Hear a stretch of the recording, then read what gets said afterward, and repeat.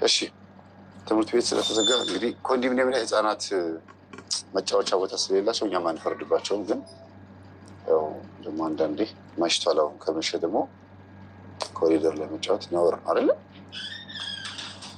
እሺ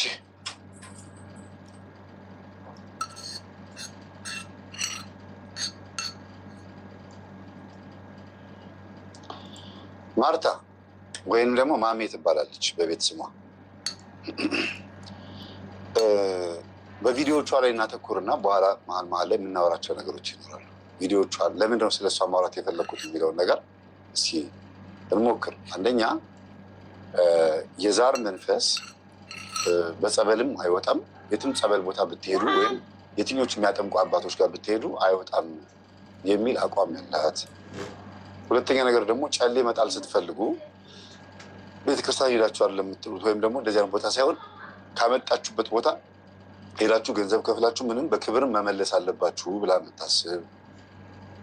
ቀጥሎም ደግሞ በቅዱስ ቁርባንም ሆነ በጸበል አልወጣም ያላችሁን መንፈስ እኔ ጋር መታችሁ የምሰጣችሁ ቅጠላቅጠል የሚጨስ ነገር አለ፣ እሱን ረጨት ታርጋችሁ ወይም አጫጭሳችሁ ታጥናችሁ ነው የምትድኑት ብላ የምትሰብክ። ጎን ለጎን ደግሞ ገብርኤልዬ፣ መድኃኒዓለምዬ፣ ድንግል ማርያምዬ እያለች አንድ በቃ በደንብ አርጋ እኛ የምናስተምረውን ትምህርት በደንብ አርጋ መስላ የመጣች እህታችን ናት። ልክ እኛ እንደምንለው መስላ የመጣች ናት። ሁለተኛ ነገር ደግሞ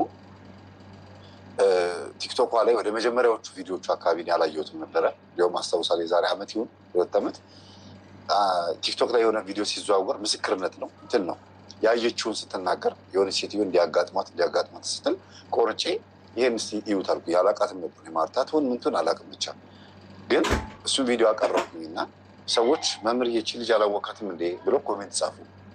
እንዴ ቲክቶክ ላይ እኮ ዘፈን እስክስታ ምናምን ትለቃለች ሲሉ ጊዜ አይኔ የተናገረችው ምስክርነቱ ላይ ነው ትኩረት ያደረኩት እንጂ ማንነቷን አላወኩም ነበር ብዬ ገብቼ ሳያት ያው እስክስታውን ታስነካዋለች፣ ትጨፍራለች፣ ትደንሳለች ወይም ደግሞ ደስ ያላትን የምትናገር ኖርማል ለማንኛውም ቲክቶከር ናት እንጂ የእኛን ትምህርት የምትከታተል ማማ አይደለችም። ብትከታተልም እንኳን ዘውጓ የእኛ ተማሪ አይደለም ወይም ደግሞ የእኛ ቤተሰብ አይደለም። የምታውቅም እንኳን ስለ ዛር መንፈስ አታውቅም እንጂ ምክንያቱም የተማሪዎቻችን የኔን ተማሪዎች ወይም የኔን ቤተሰቦች በቲክቶክም 138,000 ምናምን ፎሎወር በዩቲዩብም 370 ምናምን ሺህ ሰብስክራይበር አለ አይደለም። ሁሉም ውስጥ ገብታችሁ ብታዩዋቸው እንደው 90 ምናምን ፐርሰንቱ ቆራቢ ዘፈን የማይለቅ ፕሮፋይሉ ሁሉ ነገሩ የሆነ ደስ የሚሉ አቋም ያላቸው የዛር መንፈስ ባህሪ የዘፈን የጩኸቱን የስክስታውን ነገር አውቀውት ተቆጠበው ያሉ ናቸው አብዛኞቹ። እና እህታችን እንዲሁ ዝም ብላ ቲክቶክ ከፍታ ደስ ያላት የምትለቅ መሆኗን አየውና ተውኩኝ። ከዛ የዛሬ ዓመት ኦልሬዲ የዛሬ ዓመት ብሩታውን ያለ ነው ነሐሴ ዛሬ 3 ነው አይደለም፣ ነሐሴ 4 ነው ዛሬ 3 ነው፣ ዛሬ ነሐሴ 3 ነው። እና 2018 መጀመሪያው አካባቢ ላይ ማርታ በቲክቶክ ላይቭ ገብታ ሳያት ቆይ እስቲ እዚህ ውስጥ ያሉ በጣም ብዙ ሰዎች አሉ፣ የምታወራቸውና የምጠይቃቸው ጥያቄዎች ጥሩ ናቸው ብዬ ስለ ቅጠላቅጠልና ስለ ስራ ስር ምንም ያወራችው ነገር አልነበረም። በወቅቱ ገብቼ ላይቭ ላይ ለመታየት ቀጠሮ ያስኩና ሰዓት ያስኩና ከዛ እንትኑን ሳየው ፕሮፋይሎቿን ምናምን ማነው የለቀቀቻቸውን ቪዲዮ ሳየው ደስ አላለኝም። ውስጥ እንግዲህ መንፈስ ቅዱስ ያቀበላቸዋል አይደል? ይቅርብኝ ብዬ ስራ ላይም ነበርኩኝ ተውኩት። ከስራ ላይ ነኝ ያልተመቸኝ የሚቀርታ ብዬ ያን ነገር ተውኩት ማለት ነው። እና ከጊዜ በኋላ ደግሞ አዲስ ማሊያ ይዛ መጣች። ምንድነው ይሄንን በጥብጣችሁ ጠጡ፣ ይሄንን ታጠኑ፣ ይሄንን አጭሱ፣ ይሄን እንደዚህ በሉ ተቀቡ ትላለች። ዋጡና ጠጡ የሚባል ብቻ ነው የሌላት። ይሄ እንደ ወደ ሆዳችሁ አስገቡ የምትለው ነገር የላት። በአካል ላይ ግን በሰውነት ላይ ግን የሚደረጉ ነገሮች በሙሉ አልቀር፣ ምንም የቀራት ነገር የለም። እና መነሻው ይሄ ነው።